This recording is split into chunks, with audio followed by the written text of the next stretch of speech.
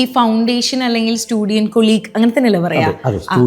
ഇത് നമ്മളൊരു കുട്ടി ഇപ്പൊ അവിടെ ചെന്ന് പഠിക്കുകയാണെന്നുണ്ടെങ്കിൽ എന്തായിരിക്കും അതിൽ പഠിക്കുന്നുണ്ടായിരിക്കുക? അപ്പൊ ഗവൺമെന്റ് യൂണിവേഴ്സിറ്റിയിലാണെന്നുണ്ടെങ്കിൽ അതിന് പേ ചെയ്യേണ്ടി വരും. പിന്നെ 3 വർഷം UG എഡ്യൂക്കേഷൻ ഫ്രീ ആണെന്ന് പറഞ്ഞു സാർ. അപ്പൊ ആ ഒരു ഫൗണ്ടേഷൻ കോഴ്സ് ആക്ച്വലി എന്താണ്, എങ്ങനെയാണെന്നൊന്ന് പറഞ്ഞുതരാമോ? ഈ ഓരോ ഫൗണ്ടേഷനും ഡിഫറെൻ്റ് ആണ്. മെഡിസിൻ്റെ ഫൗണ്ടേഷനാണ്, എഞ്ചിനീയറിങ്ങിൻ്റെ ഫൗണ്ടേഷനാണ്, മാനേജ്മെൻറ്റിൻ്റെ, ഫിനാൻസിൻ്റെ ഫൗണ്ടേഷനാണ്.